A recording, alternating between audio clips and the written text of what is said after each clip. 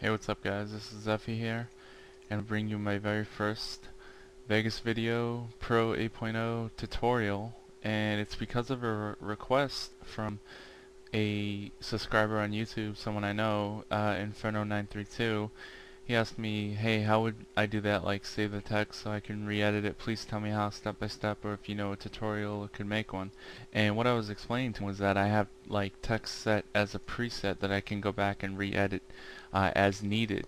And so what I meant by that was what I'm going to show you here is how I have basically the text settings that I had for my latest anime music video, game music video, the Sephiroth trailer, and how I had basically this format. You can see the text there with the blue background, the blue, and the lens flare as well, and so on. And these are the settings I have. And what I meant was that I could just go and change the text as needed, or re-edit some of the effects if I want to change any of them.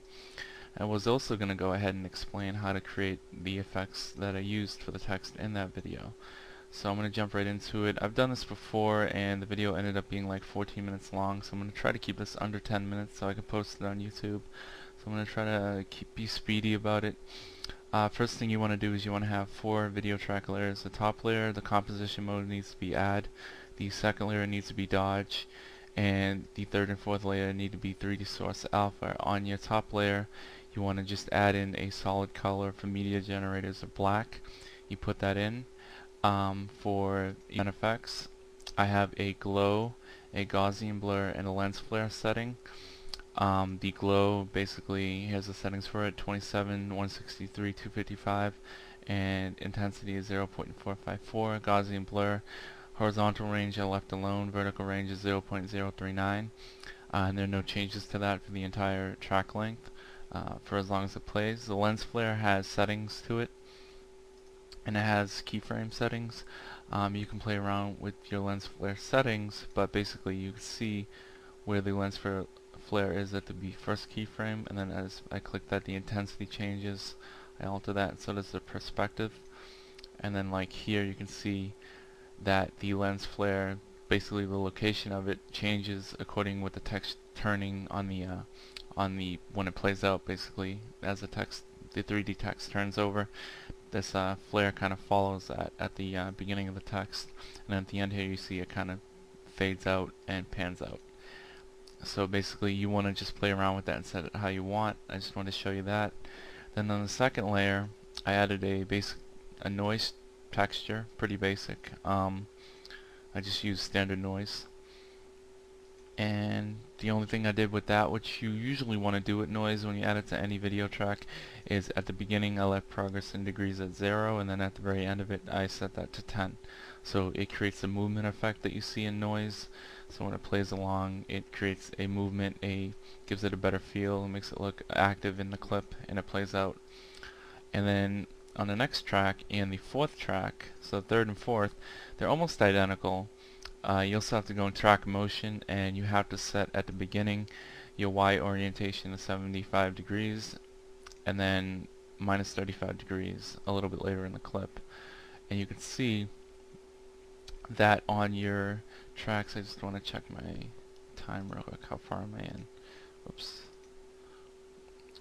Okay. Oh, actually, it doesn't show you. That sucks. Okay. Never mind. So basically on your track here, you can see the keyframes here.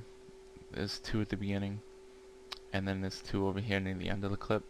And that's what creates the rotation of the text on each track. So that's how you get that 3D looking effect. You see the text starts there, and then it moves over, and it's probably lagging, and then at the end it fades out as the text pulls over.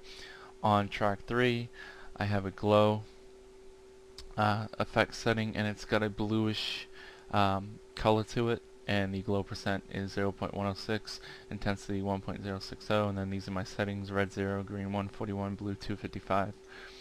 And then on the bottom track, I have a glow and a Gaussian blur, and so the glow percent is 0.106, intensity 1.060, suppression 0, red 0, 141, green, blue 255, and Gaussian blur is like the top track I didn't touch the vertical range, and then the horizontal range is only a little bit, like 0.050, so it's not too intense, but intense enough to create an effect.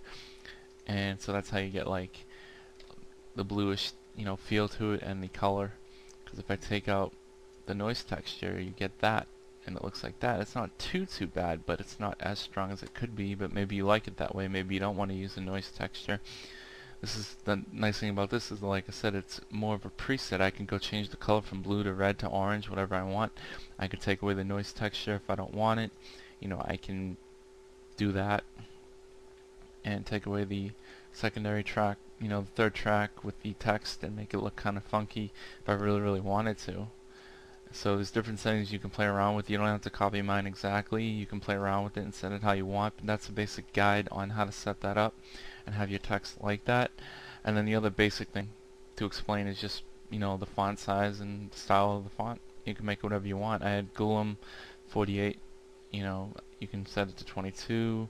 I used 22 in my Sephiroth trailer. You can have it at 48, however large you want the font to be. So again, it's all up to you guys. But then I have this saved as Zephy Media, or I could save it as like Dynamic Text 01, and then I just have that. So anytime I want to go back and use text, I can go in, grab it, edit it how I want, and then bring it to my project. Alright guys, so I hope that helps. See you later.